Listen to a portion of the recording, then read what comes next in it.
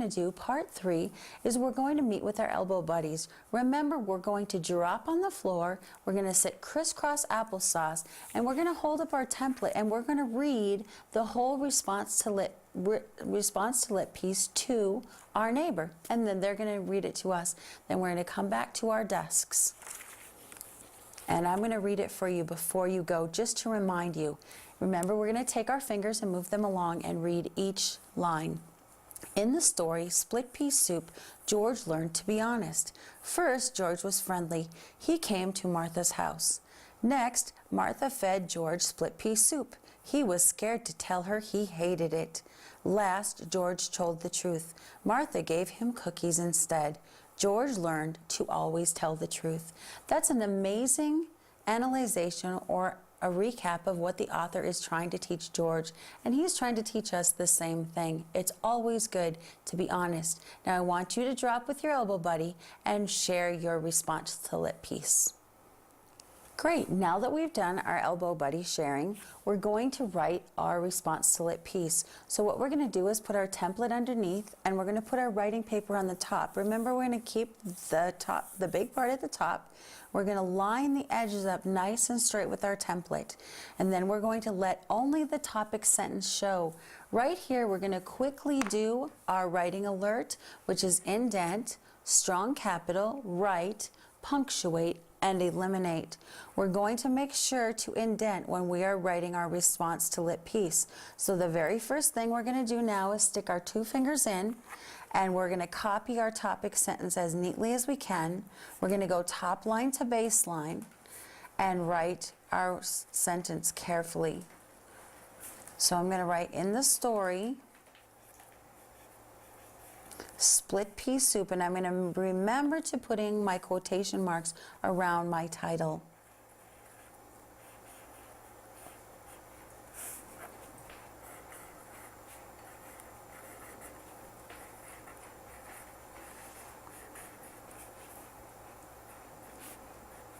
And then I have just enough room to write George's name on the edge. And then I'm going to go all the way out to the edge. This is super important when you've completed your line over here, that you go all the way back.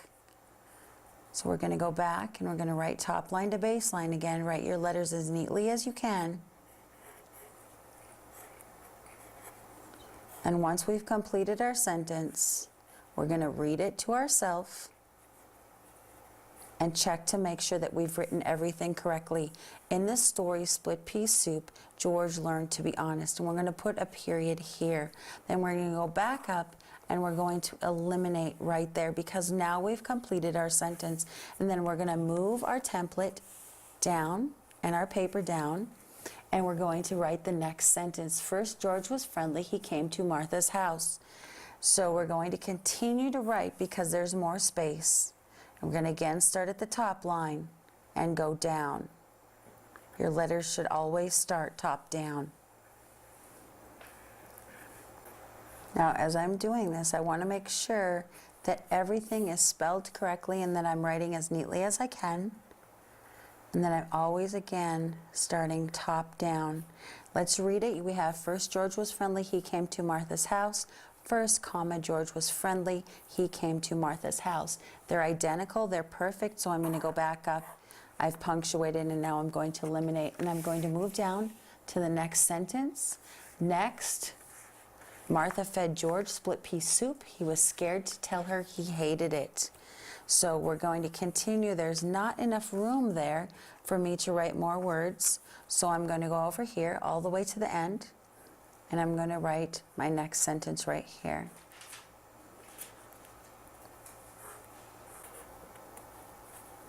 And I have just enough room to write Martha.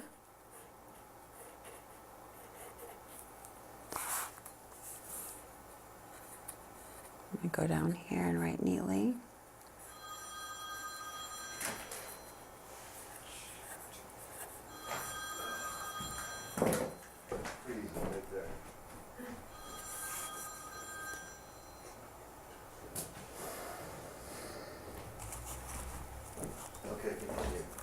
I mean, should I pick it up where I was reading this part?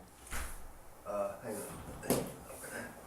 and I'm going to move it down, and I just have one more sentence left. George learned to always tell the truth, and I have more room right here.